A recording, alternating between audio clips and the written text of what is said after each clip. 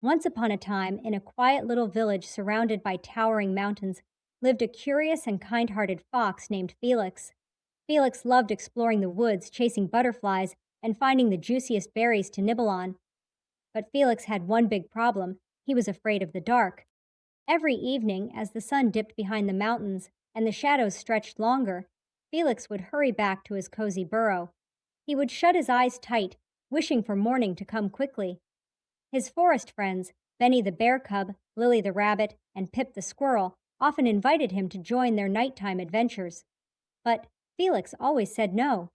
"I'd love to, but I have to organize my berry collection," he'd stammer, making up excuses. One bright afternoon, Felix and his friends gathered by the old oak tree. Benny was bouncing with excitement. "Guess what? There's a magical firefly grove deep in the forest. It only lights up at night. Let's go see it." Lily's ears twitched with joy. "Oh, I've heard about it. They say the fireflies make patterns that look like stars. It must be beautiful." Felix's heart sank.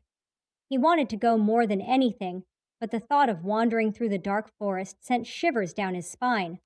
"I think I'll sit this one out," he said quietly. Pip tilted his head. "You always miss the fun, Felix. Don't you want to see the magic?" "Me." Felix sighed. "I do, but I'm just not brave like you." Lily hopped closer and placed a paw on his shoulder. "Being brave doesn't mean you're not scared, Felix. It means you try even when you are." Felix thought about it. He didn't want to spend his whole life running from his fears. He wanted to be brave, like his friends. After a deep breath, he nodded. "All right, I'll come." As twilight fell, the friends set off into the forest. At first, the fading light made Felix's paws feel wobbly.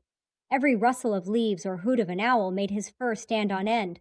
But Benny walked beside him, humming a cheerful tune, while Pip chattered about how he'd collect a firefly to show his grandma.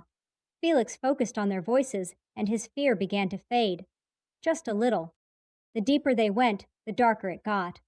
Soon the forest was bathed in silvery moonlight. Shadows danced around them, and Felix's heart thumped loudly. He almost turned back, but then he heard Lily's gentle voice. "Look up, Felix."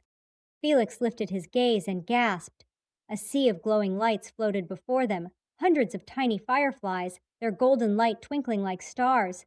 They flew in mesmerizing patterns, forming shapes of flowers, spirals, and even a fox like Felix. It's beautiful," Felix whispered, forgetting his fear.